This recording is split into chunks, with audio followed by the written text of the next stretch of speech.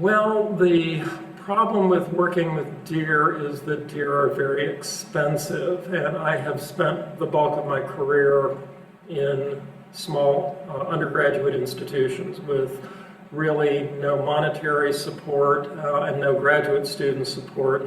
So I did my master's degree on turtle parasites, so turtles are easy to catch, they are easy to keep, and fairly inexpensive to work on. So I started working on turtle parasites, and most of my career I have been involved in the taxonomy and systematics of blood flukes of turtles, the family Spirochaeidae.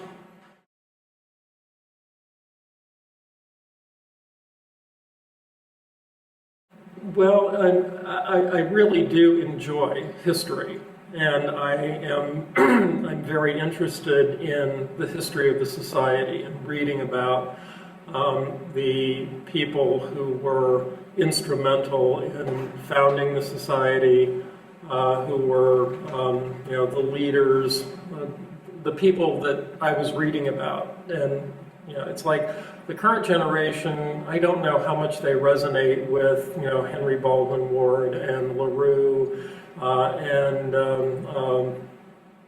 many of the other early founders of the discipline. But I mean, that's sort of what, from a scientific standpoint, I grew up on.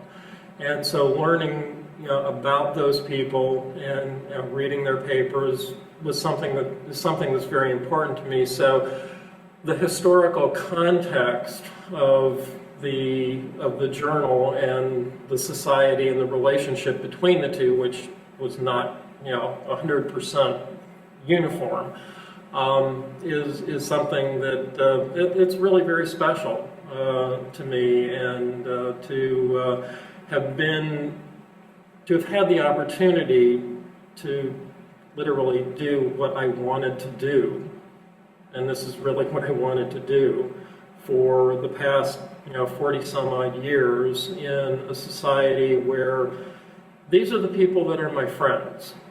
These are the people that I can sit down and talk to, and they don't look at me like, I don't really want to hear about this. Can we talk about something else? So you can talk about the things that you do on a day-to-day basis and not seem strange. So it's this is family. It really is.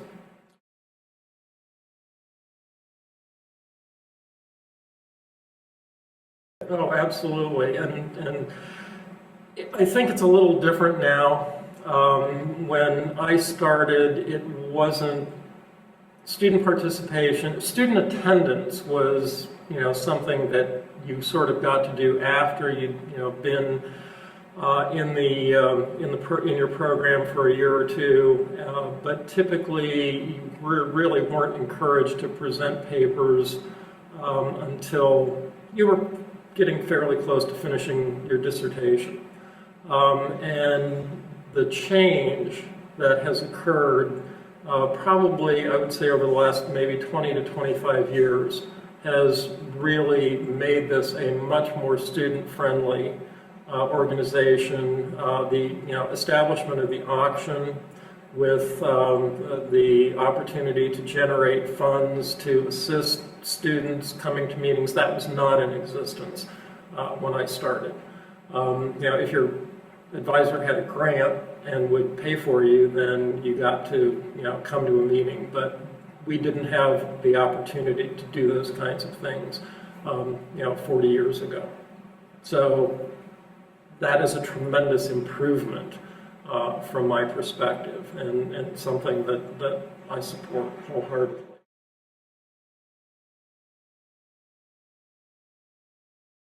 I hope the journal continues to be I think the most important outlet for general parasitology in the world. There are specialty journals for just taxonomy. There are specialty journals for molecular and medical and those kinds of things. And the Journal of Parasitology publishes everything.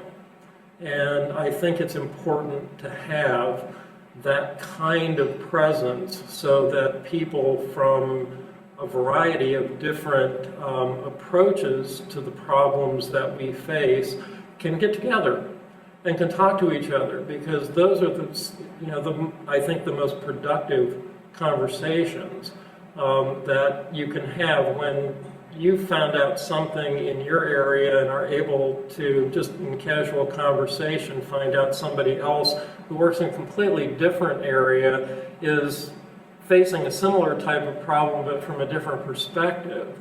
And you can come together and do something collaboratively that is much more productive than either one of you could do alone. And I think that the generalist approach that the Journal of Parasitology takes and that the American Society of Parasitologists takes makes those kinds of interactions much more